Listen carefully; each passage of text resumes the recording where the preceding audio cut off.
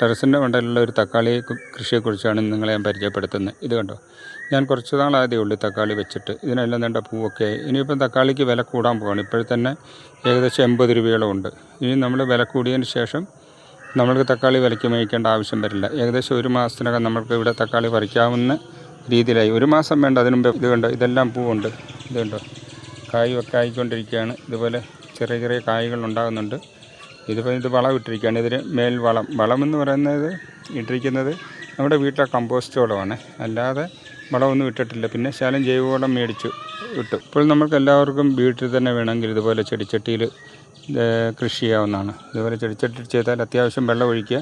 വെള്ളം ഒഴിക്കുമ്പോൾ ഈ തക്കാളിക്ക് ഇതുപോലെ നമ്മൾ നട്ടു. ഇത് ട്രെയിലാണ് നട്ടിരിക്കുന്നത്. ഇത് കണ്ടോ, ഇതിനകത്ത് നമ്മൾ ഇതുപോലെ വെള്ളം ഒഴിച്ചു കൊടുക്കുന്നു.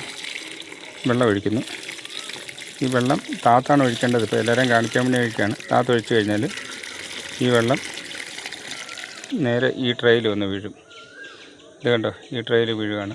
അത്യാവശ്യം ഉണക്കുള്ള സമയത്ത് നമ്മളൊരു ദിവസം വെള്ളം ഒഴിക്കാൻ മറന്നാലും അതിൽ പ്രശ്നമില്ല. ഇതുണ്ട് താഴെ കിടക്കുന്ന വെള്ളം കണ്ടോ. ഈ വെള്ളം നമ്മൾ ചെറിയൊരു ഗ്ലാസ്സുകൾ കൊണ്ട് നമ്മൾ കോരി ഒഴിക്കണം, അല്ലെങ്കിൽ കൊതുകൊക്കെ വളരാനുള്ള സാധ്യതയുണ്ട്. കൊതുകൊന്നും അങ്ങനെ വളരുകയില്ല, കാരണം നമ്മൾ ദിവസം കോരി ഒഴിക്കുന്നതിൻ്റെ പേരിൽ. അതുപോലെ എല്ലാവരും ഇതേപോലെ കൃഷി ചെയ്യാമെങ്കിൽ നമ്മൾക്ക് എല്ലാവർക്കും വീട്ടിൽ അത്യാവശ്യമായിട്ടുള്ള തക്കാളികൾ നമ്മുടെ വീട്ടിൻ്റെ സ്വന്തം. തക്കാളിയും തന്നെ അല്ല, പലതരം.